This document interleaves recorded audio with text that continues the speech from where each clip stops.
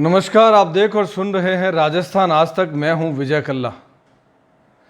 अक्सर हमारे देश में जब भी झोंपड़पट्टी झुग्गियां तोड़ी जाती है, अवैध निर्माण तोड़े जाते हैं, तो केवल तोड़ने के बाद की कोई कार्यवाही नहीं, और उस वक्त अगर पुलिस पर पथराव हुआ है, उनका सर फोड़ा है, उनकी गाड़ियां जला दी गई है, तो उनको शांति भंग में गिरफ्तार किया जाता है। यानी केवल शांति भंग की है, हत्या का प्रयास का कोई केस नहीं होता, और इसलिए ऐसी कच्ची बस्तियां बसती रहती है और पुलिस वालों के सर फूटते रहते हैं। 2 दिनों पहले जोधपुर में उमेद सागर के आसपास कच्ची बस्ती लंबे समय से बसी हुई थी और बसते ही जा रही थी। पुलिस कार्रवाई करने गई तो एक बार उनको वहां से दौड़ना पड़ा, क्योंकि इनके हौसले, इतनी शक्तियां इनकी इतनी बुलंद हो रखी है।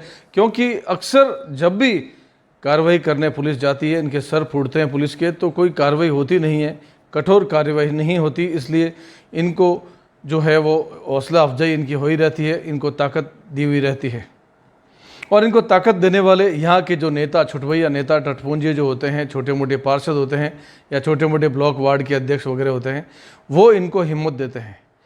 अभी समाचार पत्रों से ज्ञात हुआ और ये सामने आ रहा है कि ये जब भी कच्ची बस्ती तोड़ने के लिए पुलिस गई, जेसीबी गई, नगर निगम वाले साथ गए, तो उनको कहा गया कि हमने 1-1, 2-2 लाख रुपए में यहाँ प्लॉट खरीदे हैं। यानी सरकारी ज़मीन को प्लॉटिंग कर दिया गया, प्लॉट काट दिया गया। तो प्लॉट किससे खरीदा, ये नाम अभी तक सामने नहीं आया।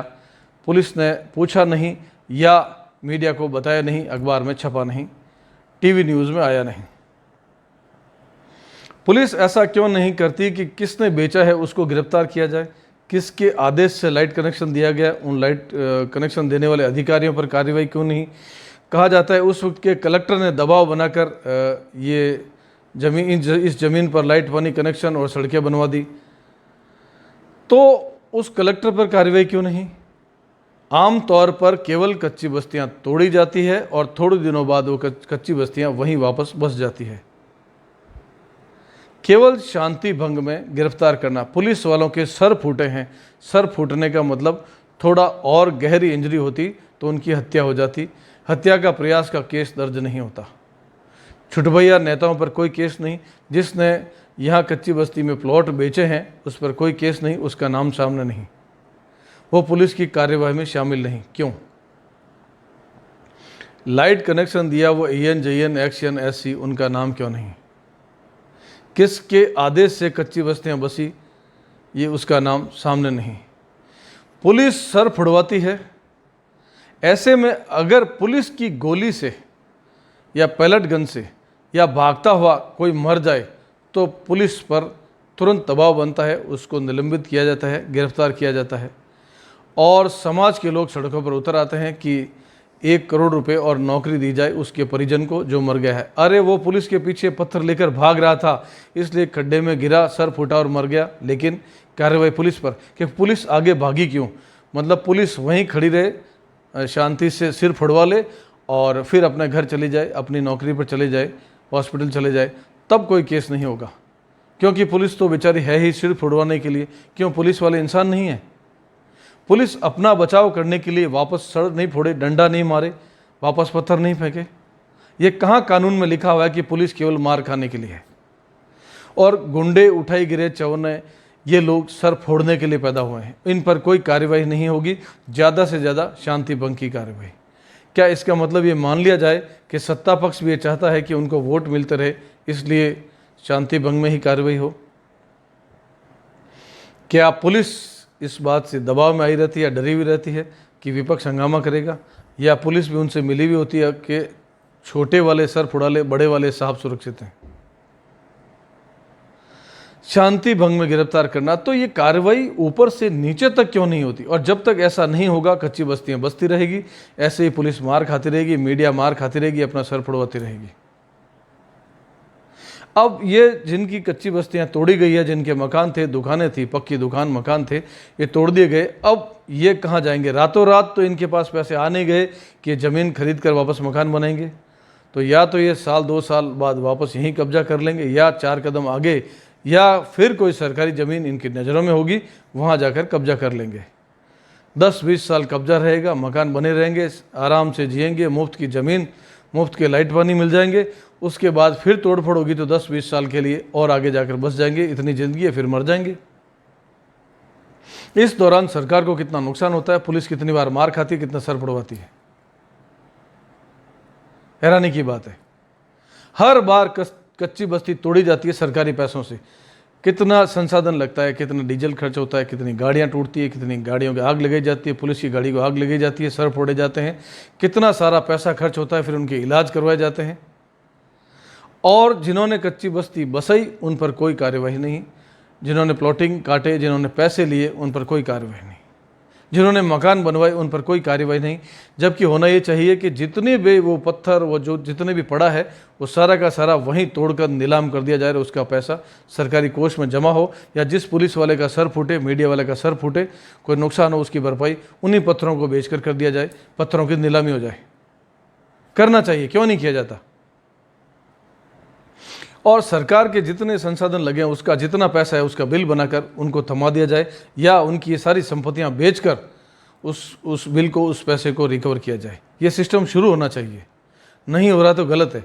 पत्थर वहीं छोड़ाते हैं, 4 दिनों बाद वो पत्थर भरकर ट्रैक्टर में कहीं आगे ले जाकर फिर एक कब्जा कर लेंगे। वहाँ एकदम ज़मीन को साफ़ कर दे, वो सारी ज़मीन जो है साफ़ होने के बाद जो भी पत्थर हो, जितने भी ईंटें हो, जो भी सामान बचा वो सब के सब नीलाम कर दिए जाए। वहीं खड़े पांव तुरंत नीलामी, जो पैसा आया तुरंत सरकार के कोष में, और जो बाकी जिनके नुकसान हुआ, जिनके सिर फूटे, गाड़ियां टूटी, उनको पैसा दे दिया जाए।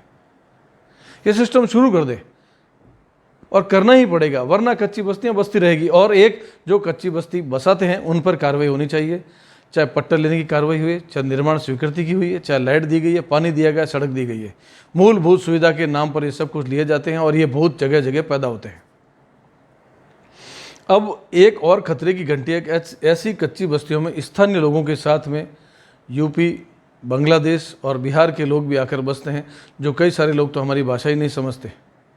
उनके पास वोटिंग पावर भी होता है, उनके पास आधार कार्ड भी है, वो मुफ्त की शक्कर, राशन पानी सब कुछ लिए जाते हैं, मुफ्त में अपना इलाज भी कराते हैं, और ढेर सारे बच्चे कीड़े मकड़ों की तरह पैदा करके मुफ्त में उसका इलाज भी होता है। और कई सारे बांग्लादेशी भी सुना है कि इस बस्ती में बसे हुए थे, उन पर कोई कार्यवाही नहीं। पता ही नहीं करती पुलिस कि बांग्लादेशी है, इन पर कोई कार्रवाई हो।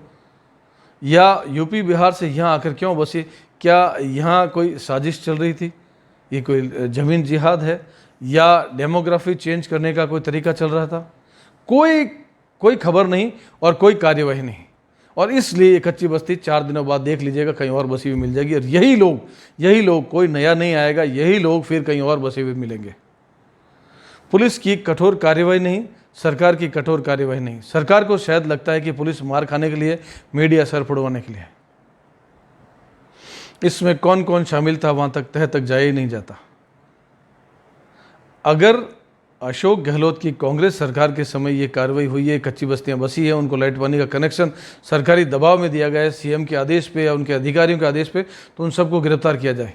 लालू यादव, केजरीवाल, कन्नी मौजी, सुरेश कलमाड़ी, झारखंड मुक्ति मोर्चा के शिबू सोरेन, अगर ऐसे बड़े नेता गिरफ्तार हो सकते हैं किसी भी वजह से, किसी कार्रवाई से, तो अशोक गहलोत क्यों नहीं, उनके समकक्ष क्यों नहीं, ISRS गिरफ्तार क्यों नहीं। गहलोत को गिरफ्तार करके जेल में डाल दें, बाकी लोगों को भी तो डाला है, बाकी सीएम भी गिरफ्तार हुए। ये ज़मीन करोड़ों रुपए की सरकार की ज़मीन थी, बाबा जी की नहीं थी, जो फ़ोन पर आदेश दिया, मौखिक आदेश दिया और कब्जे करवा दिए। छुटभैया नेता पार्षद भी शामिल थे, कोई कार्रवाई नहीं। क्यों नहीं होती उन पर? पार्षदों को उठाकर गिरफ्तार करो, जेल में डाल दो, और 10-20 साल के लिए वो कोई चुनाव नहीं लड़ सके, ऐसा आदेश निकाल दें। पर ऐसा कुछ होगा नहीं, और होगा नहीं तो कच्ची बस्तियाँ बस्ती चली जाएगी। अब इनके पास रातों रात पैसे नहीं है तो ये कहाँ जाएंगे? एक और कच्ची बस्ती, यही पत्थर डालेंगे ट्रैक्टर में, JCB में साथ लेके जाएंगे, खड्डे खोदेंगे, नींव डालेंगे, 10-20 दिन में मकान तैयार, फिर रहना शुरू, लाइट पानी फिर मिल जाएगी। मेरा सरकार से और न्यायालय से निवेदन है, हाथ जोड़कर मैं ये कहता हूँ कि जो कार्रवाई मैं कह रहा हूँ, जो निवेदन कर रहा हूँ, वैसी कार्रवाई की जाए, वरना कच्ची बस्ती ये नासूर है, कभी खत्म नहीं होगी, और सरकारी संसाधन और पैसों का नुकसान, दुरुपयोग ऐसे ही होता रहेगा, और पुलिस सर फुड़वाती रहेगी। पुलिस भी मजबूत कार्रवाई नहीं करती, क्यों नहीं करती, ये जवाब वो खुद सोचे।